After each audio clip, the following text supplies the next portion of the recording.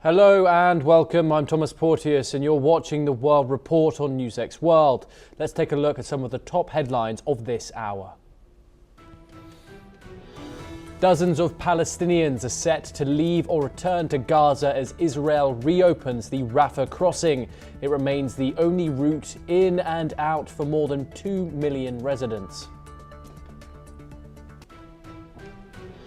Iran says it expects progress towards a framework to restart nuclear talks with the United States. Tehran says regional mediation efforts are under review.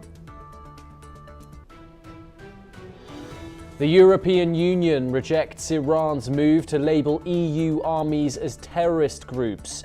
The dispute follows the EU blacklisting Iran's Revolutionary Guards.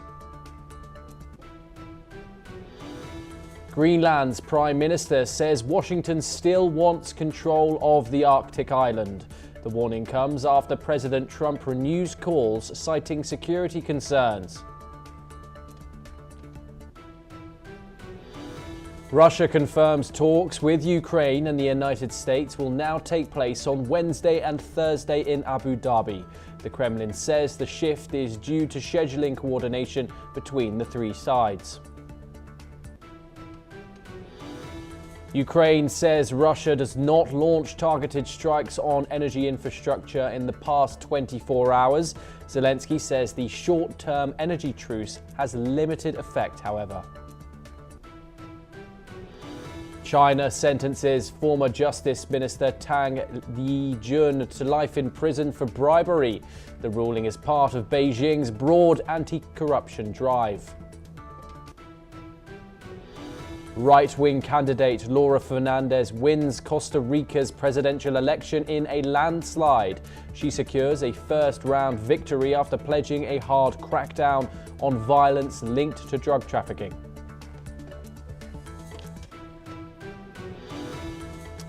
We turn to the Middle East first of all, and Iranian President Masoud Pezeshkian has ordered the restart of nuclear talks with the US. This comes amid escalating tensions between Tehran and Washington, sparked by a growing US military presence near Iran. President Trump has repeatedly threatened military action following a violent crackdown on protests in Iran, demanding nuclear concessions from the country. These include halting uranium enrichment, limiting Iran's missile program, and stopping support for proxies in the Middle East. Tehran has rejected these demands, calling them violations of its sovereignty, while the US and Iran have signaled the possibility of negotiations resuming. Challenges, of course, remain. Iran's top security official, Ali Liajani, confirmed that arrangements for talks are underway, but the key issue remains Iran's ballistic missile program. Joining us now is Professor Veselin Popovsky, the Professor and Vice Dean at Jindal Global Law School. Thank you very much for joining us here on NewsX World. It's a pleasure to have you here on the program. Masoud Pezeshkian has renewed these talks now with the United States. Is this a genuine diplomatic pivot or a tactical move to buy time under military pressure from the United States here? Well, possibly, but also I think Iran is interested to get out of isolation, which they continuously felt over the last years. Again, the accusation of killing thousands of protesters goes around the world. Nobody's happy with that. They have very few friends left, apart from Russia and China. Nobody else already is a friend of Iran. United States pressure is there, obviously, but also the pressure of Israel and many other countries to make sure that Iran does not develop nuclear weapons. All of those factors together makes the regime in Iran understand that they don't have many options left. They have to cooperate. They need to be seen as a constructive international actor. Otherwise, their days are numbered because, in a way, the protest will continue, the international isolation will continue, sanctions will continue, and the regime has very little option left apart from showing willingness to negotiate. And they can negotiate. Mm. In fact, we know in the past there were successful negotiations between Iran and the six-party talks. There was an agreement during Joe Biden presidency. Before that, during Barack Obama presidency, there were successful negotiations to allow international monitors to look at the nuclear facilities of Iran. And Professor, from Iran's perspective, which of these three issues is most negotiable and which is the absolute red line? You've obviously got nuclear enrichment of uranium, enrichment which Iran says is peaceful. Other actors say that they are moving towards a nuclear weapon. You have its missile program, of course, one of many countries which has a capable missile program in the region, or regional proxies like Hamas, Hezbollah and the Houthis, which of course Iran does indeed fund. Which of those ones are going to be the top and at the forefront of these negotiations, and which one do you think that would be the easiest to negotiate with the Iranian regime? Well, I think the nuclear issue can be negotiated. In fact, originally that was the position of Iran, that they developed the nuclear reaction to a certain level, only to use it in civilian use. But obviously, everybody knows, not only the atomic experts, that when you go above certain level of development of uranium, it's already smells like a military use, because normally it's up to 5%, but Iran went up to 60% of the enrichment of uranium into plutonium, and that's already signals that the purpose here is military. So obviously they need to de-escalate there and to negotiate about the nuclear, because it's clearly a violation of international law about the commitment taken by Iran not to develop nuclear weapons. And under heavy sanctions internationally, that has been the case for many, many years, and hopefully some deal could be reached on that. Now, Hezbollah has been very much diminished already, and so was Hamas, and so were the Houthis. All three proxies of Iran have been militarily constrained, if not defeated, for the last year and a half. So on that, again, it could be also part of negotiations, because this funding of terrorist organizations in Lebanon, in Gaza, and in Yemen continue to be of high security concern, and obviously those need also to stop, and gradually I think they will stop, exactly because the Iranian regime suffers so much economically already, and it's so much impoverished its own population, that there won't be, under sanctions, Iran cannot export the oil it possesses. So obviously the support for those proxies will gradually diminish. That's the expectation there. Okay, Professor Popovsky, do stay with us as we turn to our next story. And the UK Prime Minister Keir Starmer believes Lord Mandelson should not be a member of the House of Lords or use his title. Downing Street has said the Prime Minister has ordered an urgent investigation into Mandelson's contact with late sex offender Jeffrey Epstein during his time as a government minister. Recently released documents show that a close relationship between Mandelson and Epstein, including emails where internal government information was forwarded to Epstein while Mandelson was business secretary in 2009. The review will be led by Cabinet Secretary Chris Warmald and look at all available information. However, Downing Street clarified that the Prime Minister does not have the power to remove Mandelson's title directly. Instead, Starmer believes reforming disciplinary procedures to enable the Lords Conduct Committee to remove disgraced peers would be a faster and more practical solution. Joining us now is Alison Mutler. She will join us in just a second, but of course this comes as Mandelson has been mentioned dozens of times inside the Epstein files, as well as photographed with Epstein. Appointed as the UK ambassador to the United States earlier in 2025. Mandelson was present at the signing of the UK-US trade deal, and now he is in disgrace in the United Kingdom after the Epstein files have been released, showing the numerous links which Mandelson had to the late and disgraced sex offender. Alison Mutler joins us now. She's the former Associated Press bureau chief from Romania. She joins us live from the capital. Thank you very much for joining us, Alison. This entire Mandelson fiasco, what do you make of it?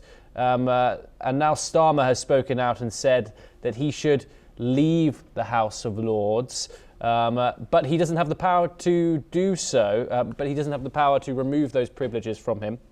Of course, me and you both know issues with the House of Lords and reforming it have been a central to UK politics for years now. Do you think this will be one of the reasons and one of a popular motion to reform the House of Lords, an upper house which has been cited by many as being widely old-fashioned in the UK Parliament? Well, yes. I mean, to go back to Mandelson, the situation is just getting worse and worse for him. He had one of the top jobs for British diplomacy, if not the top job, apart from the Foreign Secretary. He was the UK's ambassador to the US, and he actually had to resign that position over his links to Epstein as they came out. And now he's back in the UK. He probably thought he'd paid his penances, done his dues, and could make a fresh start. He was quite vocal. He was quite supportive of Trump in the British media. And now this has all come out. And as you say, the House of Lords is a very antiquated institution. A lot of people want to be part of it. People are named to be there under very tenuous circumstances. Sometimes they're just people who have donated to the two main parties in the United Kingdom, the Conservative Party and the Labour Party. Now, Mandelson is a member of the House of Lords. And, you know, with all the information that's come out, it would be quite fitting for him to step down. As you say, Keir Starmer, the British Prime Minister, has no power to make him leave the House of Lords, to resign. But the very fact the British Prime Minister, which is the top political position in the UK, we don't have a president in the UK, we have a monarchy, the very fact that the Keir Starmer, the British Prime Minister, has asked for him to step down should embarrass him into stepping down. Mandelson has already left the Labour Party. Okay, he hasn't been very active in everyday politics apart from his brief stint as ambassador to the United States. He was active under the Tony Blair and the Gordon Brown years, so that's quite some time ago. That's like 15 odd years ago. But it will raise questions, as you say, about, you know, how do you get somebody to step down who's not worthy of holding a seat there? And should Mandelson dig his heels in, because obviously this is a very privileged position for him to have, although his reputation is in absolute tatters. It's scandalous what has happened and what is coming out regarding his connections to Jeffrey Epstein, both political, personal, and also financial. Jeffrey Epstein's, I think, gave his partner or his husband a loan. So it's not just you know, that they were pals. And I think Jeffrey Epstein actually looked at the first a draft of Peter Mandelson's biography, so very close links. And there will be questions if Mandelson does dig his heels in, which is possible, we don't know. Then there will be public calls for a review of how somebody can be, not just how somebody can be appointed there, because that's well known, but how they can be forced to step down when they have disgraced the name of the House of Lords, which is supposed to be above the House of Commons. I mean, by the word itself, Lords versus Commons. So let's just see how Peter Mandelson reacts. He has stepped down from other positions and the Labour Party, but I'm sure he won't want to relinquish this privilege.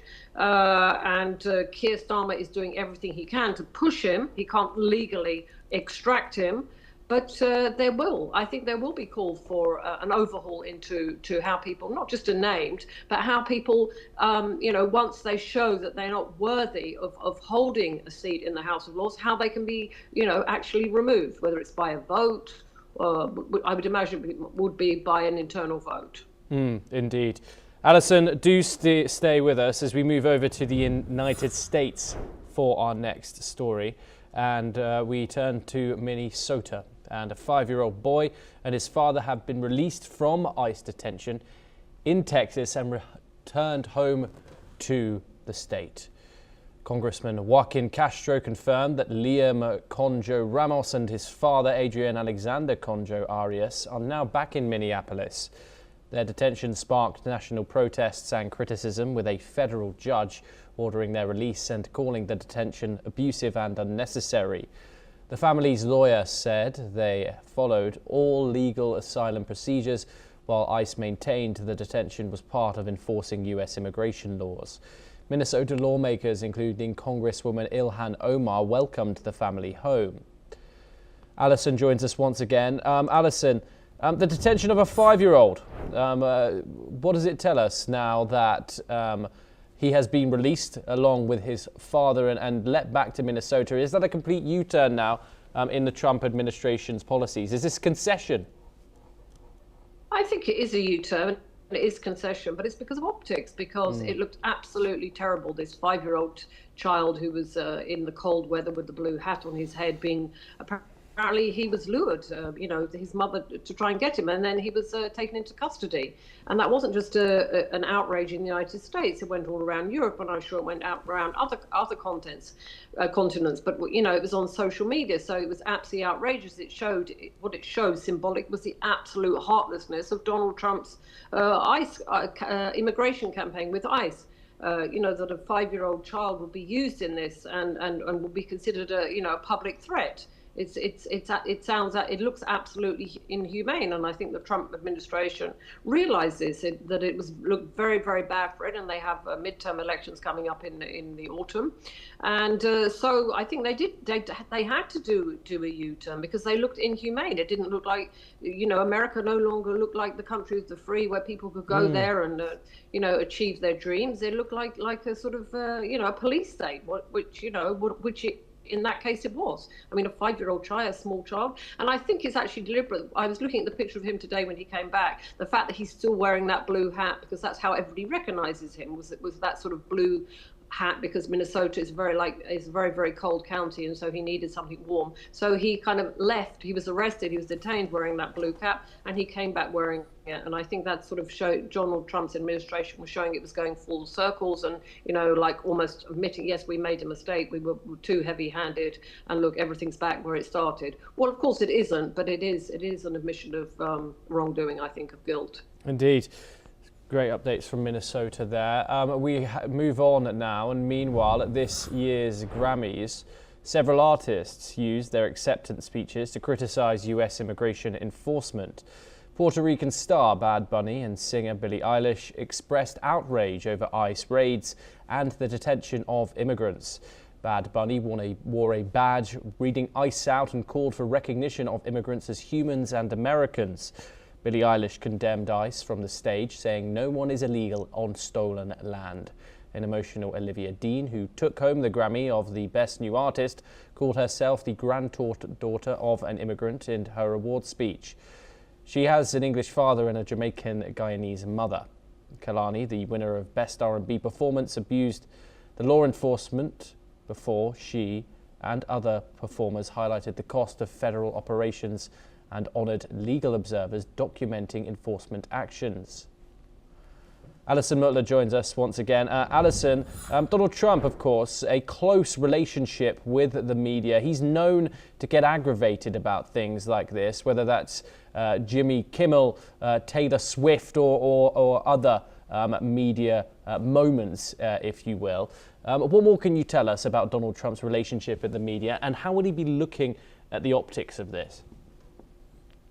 We also had, of course, last week, was it Bruce Springsteen actually dedicated a song to the immigrants. I think his difficult relationship with the media is because they are free, and also the media is eloquent, as are artists. They are eloquent. It's not that they just complain or they protest. They can do so in an elegant, articulate way that will reach the masses. I mean, which is also politicians try to reach the masses, but by the way they speak too.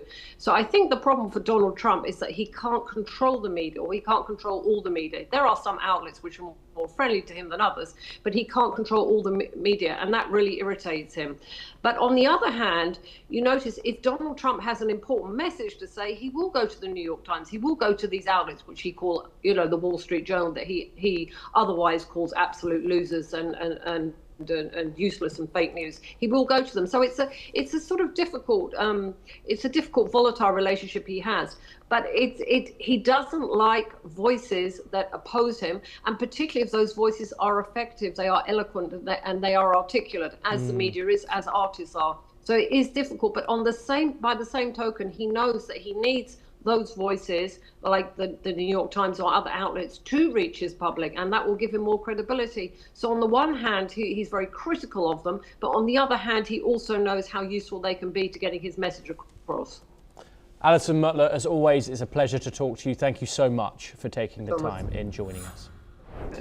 We now turn over to another development from the US, and President Trump has announced that the John F. Kennedy Memorial Center for the Performing Arts will temporarily close for renovations starting this July. The 2-year closure will coincide with the 250th Independence Day celebration. Trump said halting entertainment operations will speed up the construction and deliver higher quality results.